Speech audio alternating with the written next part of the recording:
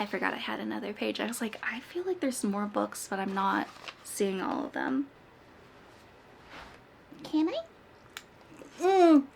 I got tongue. Hi, baby. Yeah. I love you. Hi everyone, welcome back to my channel. My name is Rochelle, for those of you that don't know me and are new here, and this is my channel, Good Morning Dreamer. And it is a very exciting month.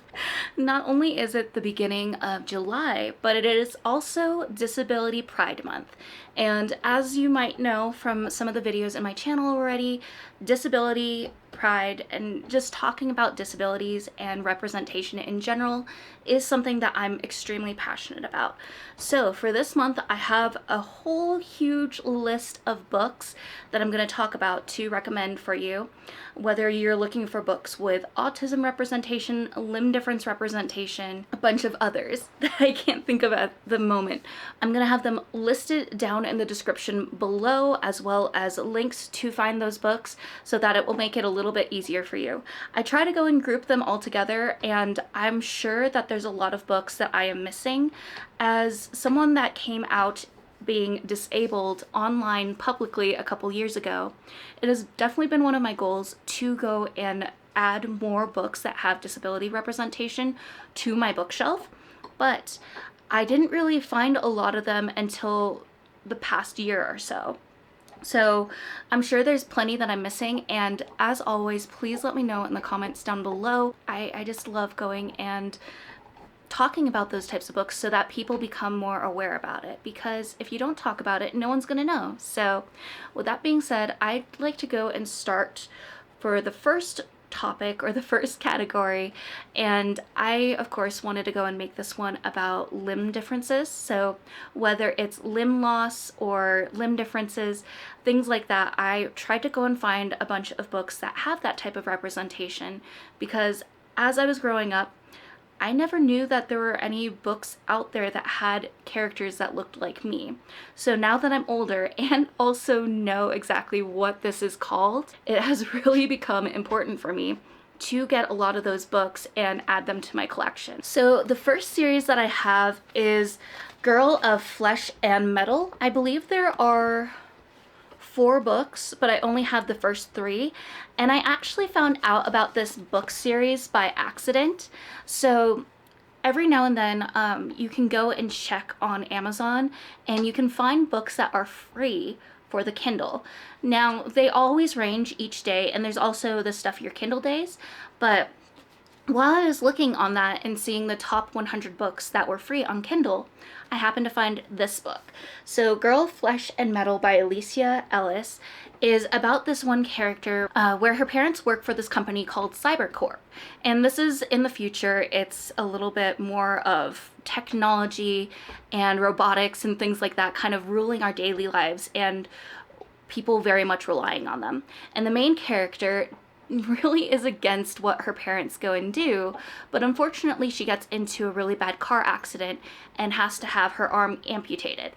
Now she is currently in a coma, and so she doesn't get a say in what happens to her arm, whether or not they try their best to go and repair it, or if they replace it with a prosthetic. And she would have been fine with a prosthetic.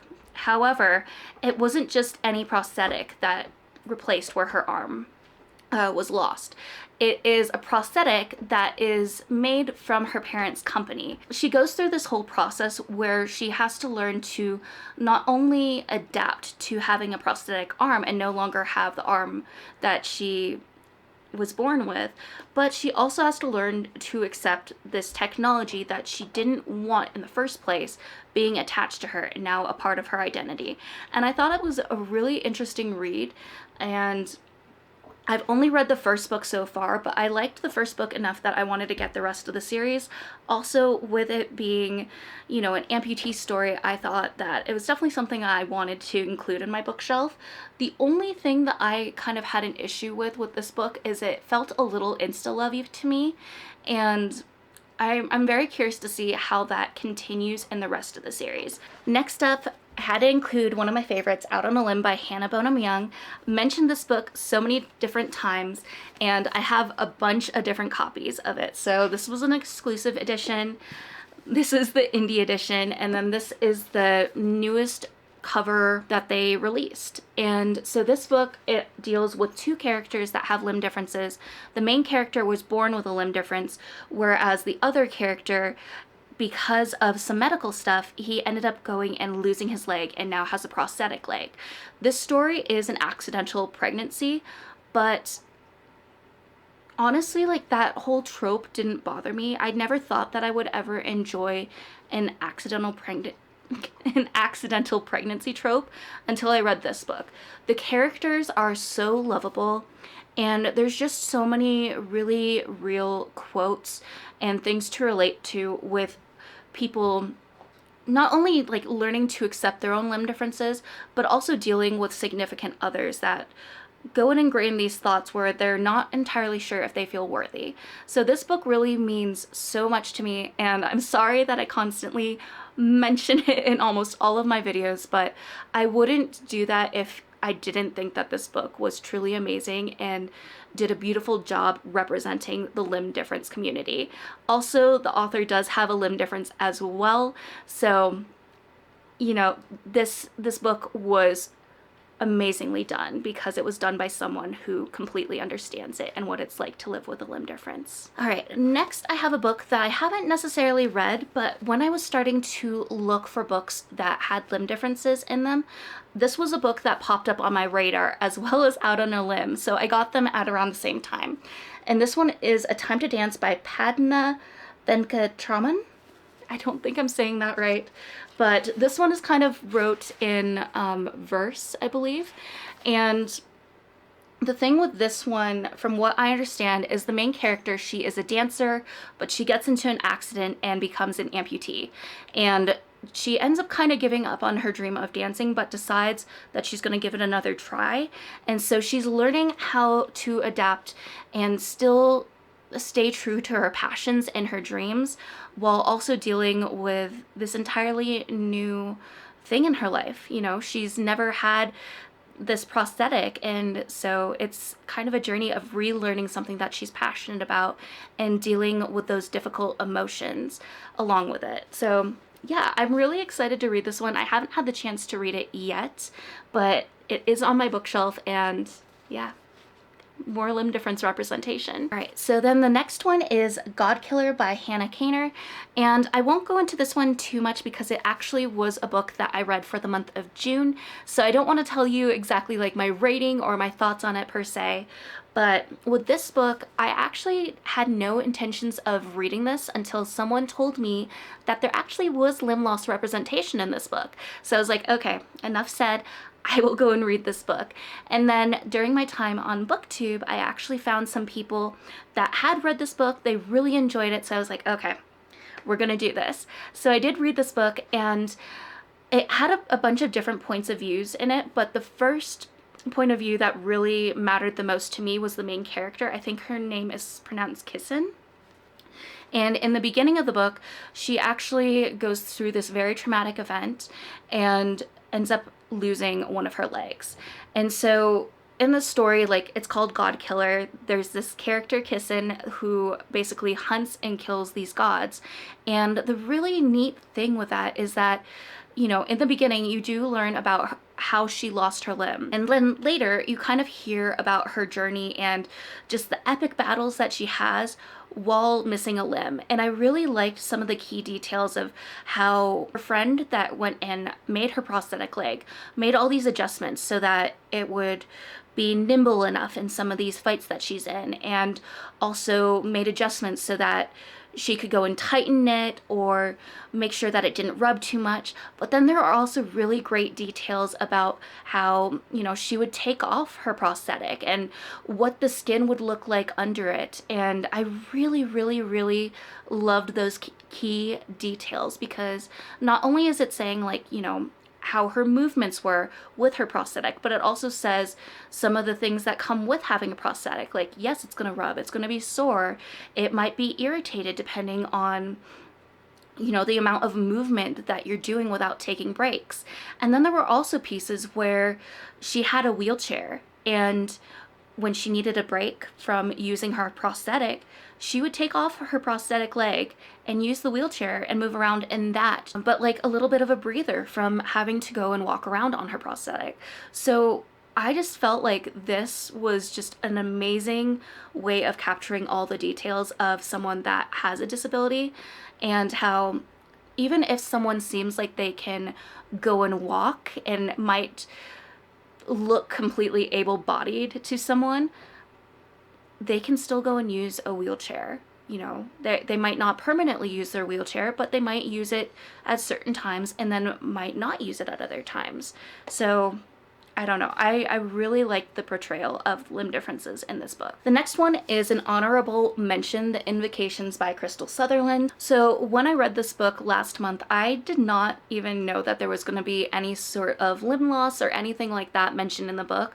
But because of that, I felt like it would only be right to go and include that in this story. And although it was mentioned briefly, I still thought it was neat, you know, getting more of these types of things added into books. It just feels a little bit more realistic. Like, yeah, this might happen. So that's kind of all I have to say there. So next we're going to go through some other books that I have on my bookshelf. I haven't read them yet, but as soon as they were mentioned in having some sort of disability rep, automatically they were added to my cart. And so because of that, we're going to go and talk about them here. I did try to have them categorized, and some of them are kind of grouped together and then some of them are just intermixed, but I will still try to go and maybe put a description giving a little blurb about what kind of representation the book itself has. This one I have here is Unseelie by Ivelisse Hausman. I don't know if I'm saying that right, so I apologize. But the thing that drew me to this book was that one of the characters is an autistic changeling. So these two are sisters and they're twins. One is an autistic changeling, and she was left in the human world by the Fae as an infant. And I guess there's these powers where she has to go and learn how to use them in order to protect her sister. And honestly, just itself, like being a fantasy and having an autistic character was enough to intrigue me to go and pick up this book. So yeah, I'm really hopeful that I will enjoy it, and hopefully you'll see it on my TBR sometime soon. So the next is basically this series, which I actually did not know it was a series until I want to say a few months ago. Always Only You by Chloe Leese. And this is actually, like I said, a part of a series called the Bergman Brothers novel. And I want to say this is like the second one in the series. And we all have talked about this on my channel a couple of times. I'm not a huge romance person, but you give me a romance story that has any sort of disability rep, I will automatically add it to my cart. And so when I saw this one, I automatically noticed the cane in it.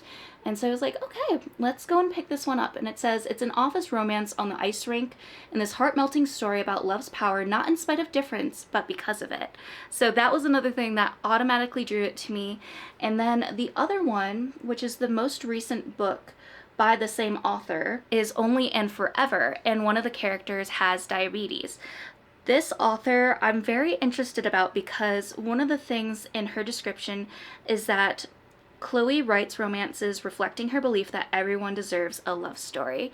And I love that so much because, you know, a lot of the time, whenever I saw someone that had a disability, it was kind of a character that was a villain. So for example, let's look at James Bond. Some of these characters, you know, they had a physical or invisible disability and they were always the villain. Or Anne Hathaway's The Witches, characters that had limb differences. So just going and having authors that actually want to make sure that, you know, people that have disabilities aren't portrayed as villains. They're everyday people that deserve to have a love story, you know?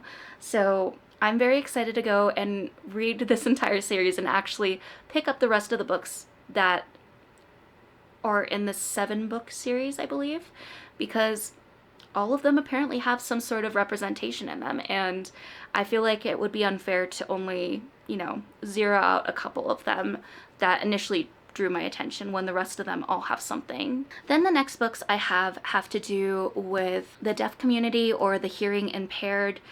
I'm currently kind of drawing a blank on the right terms to use for this. I am going and filming this after work, so I have a little bit of work brain right now.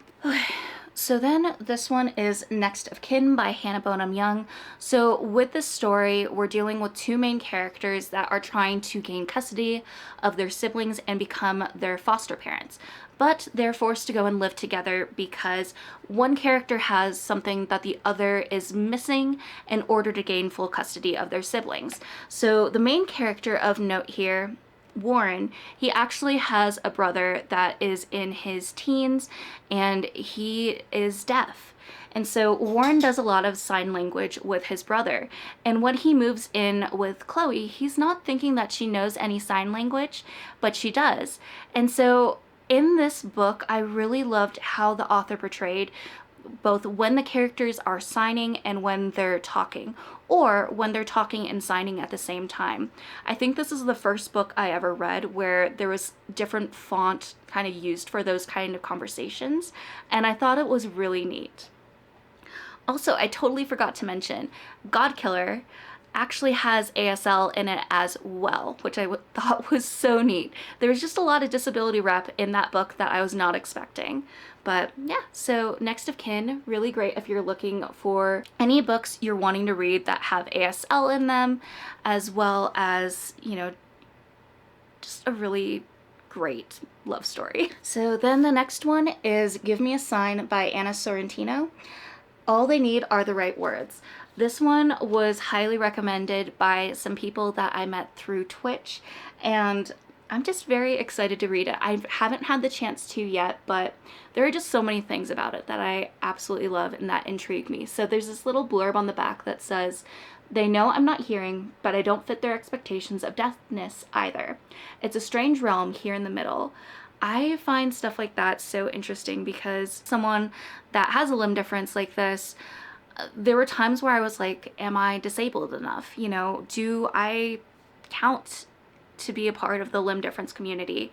And I remember when I started my journey, there was a moment where I kind of panicked and I messaged some of my friends saying like, am I disabled? This whole conflict of like, am I enough? Am I enough to be included in the disabled community? So I always find those things interesting, you know, where someone kind of deals with their whole thing of, okay, well, am I worse than this other person? This other person has it harder than me. But at the end of the day, your story, your journey matters. Don't compare yourself to other people. And I do also want to read this little blurb about the author because I thought this was really neat. So it says, Anna Sorrentino is a young adult author who writes stories about disabled characters living their lives and falling in love.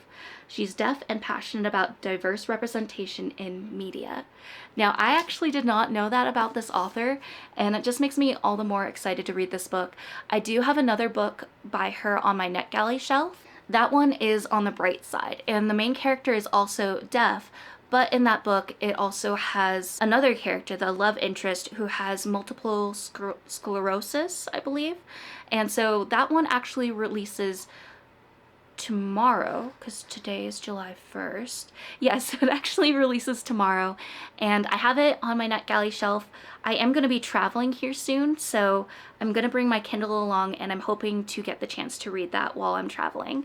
But yeah, very excited about this author with this book and the other book that I have on my NetGalley shelf, and yeah, just can't wait to read both of them. So then the next grouping of books that I kind of have placed together are wheelchair users. And so this one I've mentioned a few times in some of my hauls. It's Where Shadows Lie, and this is by Allegra Pescatore. And I still don't know anything about this book. I really should. And I say that every single time I bring this book up. But what drew me to this book the most was that it's fantasy, as you can see, because there's magic. But this character right here is in a wheelchair. And I honestly didn't know too many books that had representation of characters that were wheelchair users in fantasy stories. And I just find that so amazing because they deserve representation too. Like, why can't someone that is a wheelchair user also be in a fantasy story as well? So I am excited to read this one. It is pretty thick, but yeah, I will hopefully be picking this up. I will hopefully be picking this book up sometime soon. So then I have this book, Next to You by Dulce Dameron. And I went and picked this book up as well because I saw that one of the characters is a wheelchair user as well.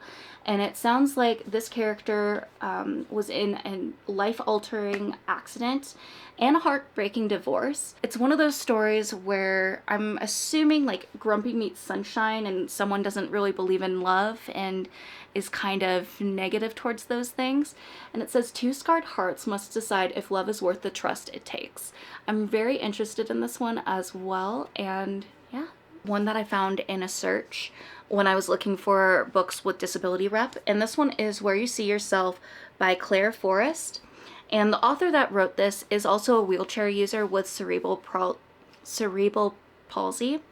And so I was very interested in going and reading this one. I also really love the colors on the cover and how it kind of highlights some of the things that you really want to focus on in it. And yeah, I'm hoping to go and read this one soon. Next one I also got for free on my Kindle. So like I said, I tend to go and check every day to see what books might be free. And I'll usually go and look through them, give a quick skim to see, is there disability rep? Is it a thriller? Is there zombies? Is it an apocalypse? Usually those keywords that I really love.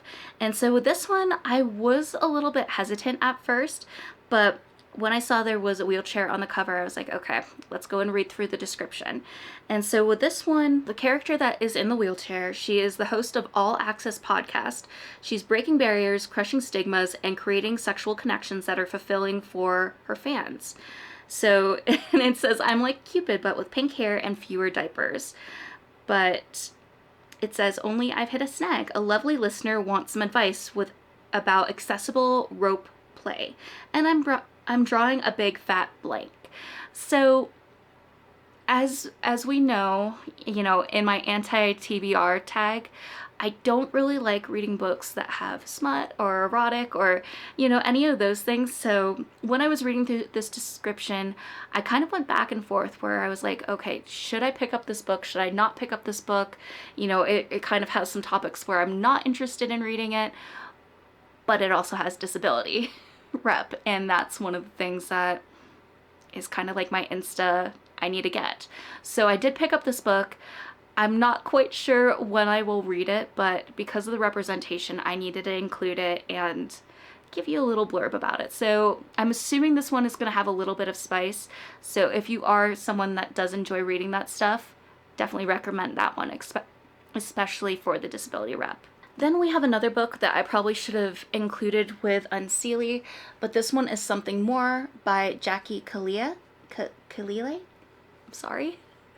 But this character is autistic and also dealing with just the journey of getting older and going to different schools, but also being of a different ethnicity than everyone else. So there's a lot of reasons to go and pick up this book. So now we're kind of dealing with a bit of the mental health stuff, mental disabilities, any of those things. I felt like it was only right to include it here. So I have Highly Suspicious and Unfairly Cute by Talia Hibbert. And this one has OCD in it. Also really love the cover, and let me just say, like, the way this book feels is so satisfying. Now, like I said, some of these books I have not read, so I'm not the best about remembering descriptions, especially with the amount of books that I have in this pile. Then I have Get a Life, Chloe Brown. I've had a few people that have talked about this book, both on booktube and book talk, and I actually already did have it on my bookshelf. I just haven't had the chance to read it yet. But this one has a chronically ill character, and with this author, she writes sexy, diverse romance because she believes that people of marginalized identities need honest and positive representation. I mean, I just love that. And I've heard nothing but good things about this author, and considering I had 2 books of hers without even realizing they were from the same author, it's gotta say something. Okay, then I have Last Call at the Local by Sarah Grunder Ruiz. And this one also has OCD and ADHD. I am very excited for this one.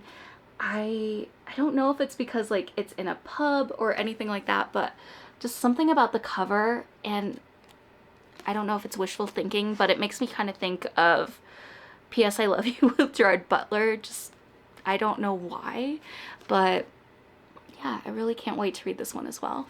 Then I have two versions of Next to You by Hannah Bonham Young.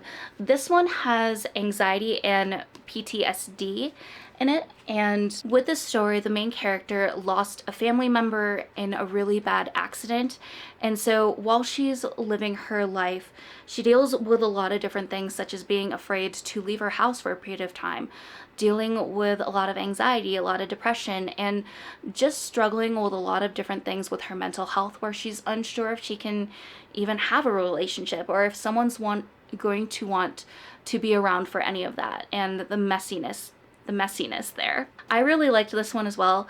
This was probably one of the books by Hannah Bonham Young that I rated a little bit lower than the others, only because it had a lot more spice in it, and that's not something that I tend to gravitate towards, but it was still a really great book, and I thought portrayed the difficulties with mental health really well.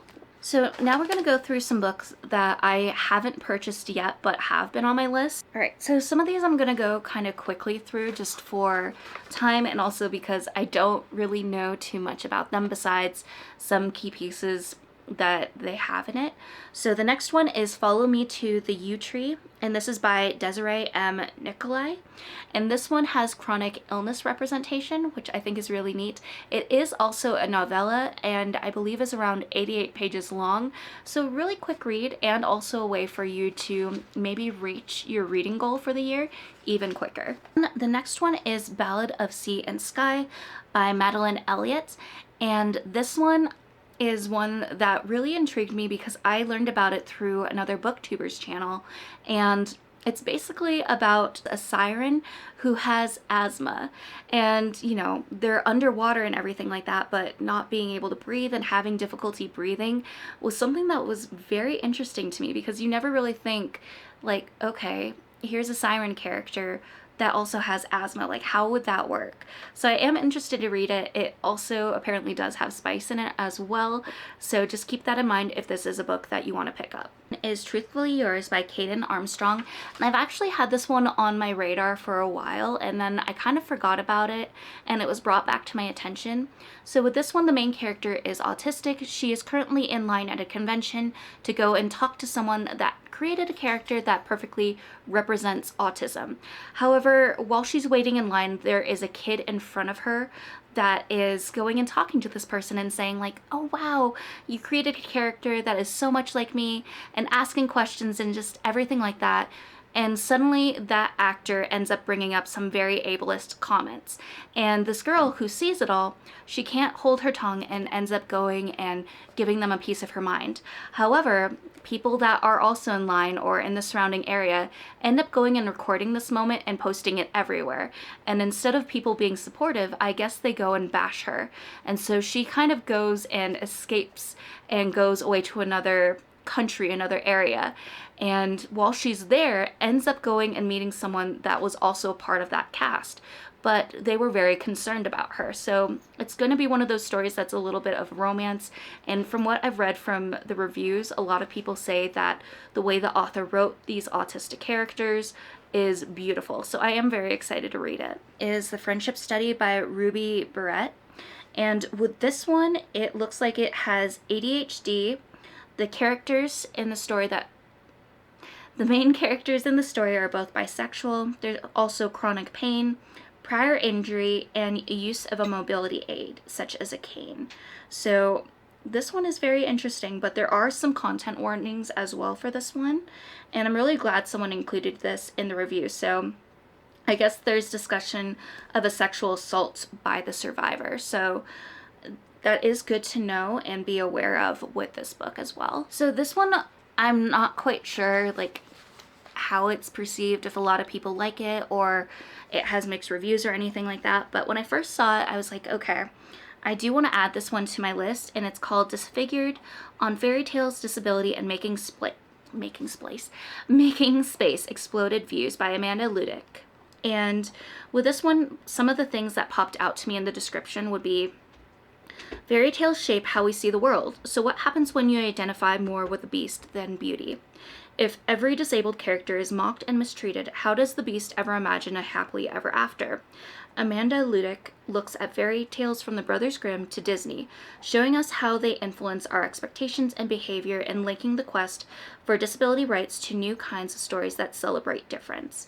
I am really intrigued about this. So back when I was in college, I took it was like some sort of course where it was talking about like representation in media and pop culture and how certain things like shape our views, and some of these details that we may not have noticed the first time we watched a movie or we read a book.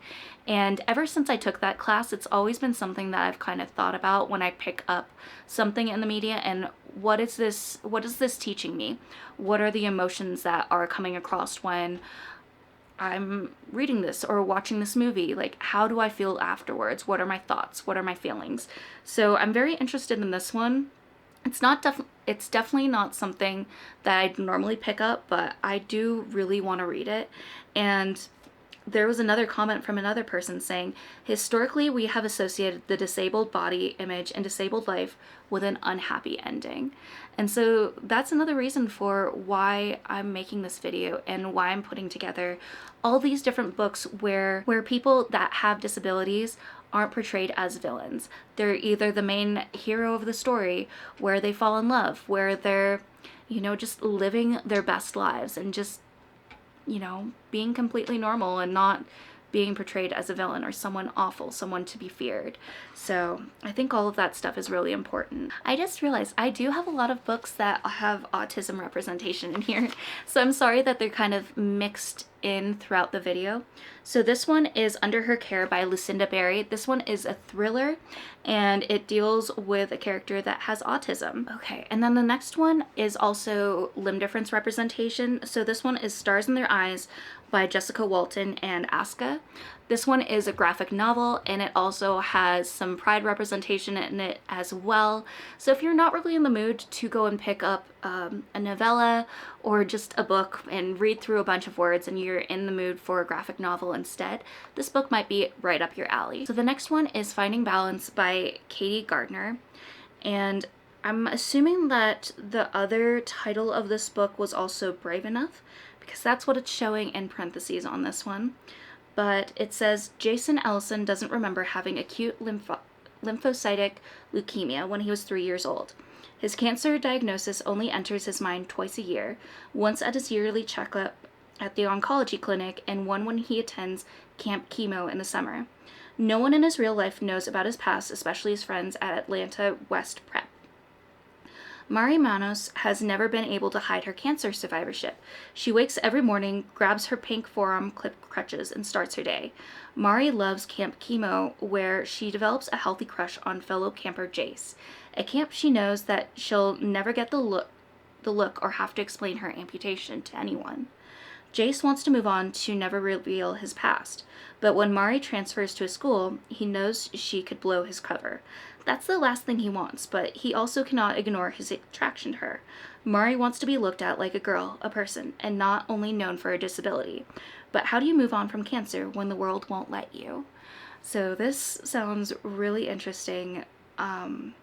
Definitely feels like there's going to be a lot of emotions with this one, so I have a feeling I'll need to have tissues with me. Next two books are ones that I actually heard about from Nicole on BookTube, and the first one is Disability, Visibility, and Disability Intimacy, and both are by Alice Wong, and I guess they are a series of stories, or first-person stories from the 21st century of people in the disabled community.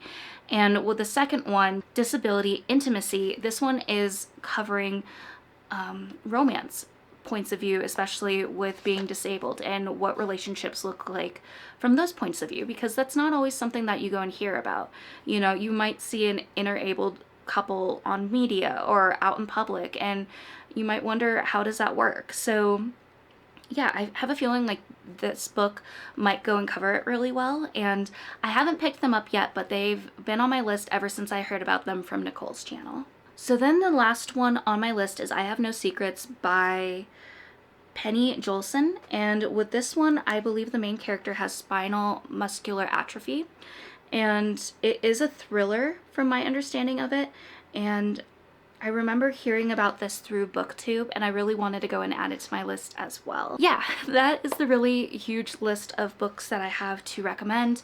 Books that I've either already read or ones that I have on my bookshelf currently and I want to read. Or, like you would have seen kind of in the end when I rushed through everything, a lot of the other books that I've heard about and they've been on my wish list, but I haven't had the chance to actually buy them yet. But yeah, I hope that this list of books kind of gives you an idea of maybe some disability rep books you'd like to read. And yeah, happy Disability Pride, everyone. I just want to remind you that you are worthy and capable of amazing things, and not just for this month, but for every month in the year. I love you all, and I can't wait to talk to you again soon. Bye.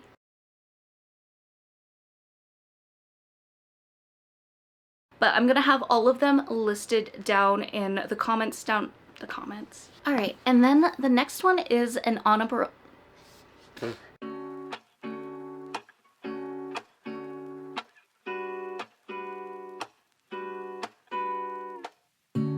Lazy Sunday mornings, hiding under covers. I don't mind staying in with you. Play your favorite movie, laying right beside me. I don't mind when it's just us two.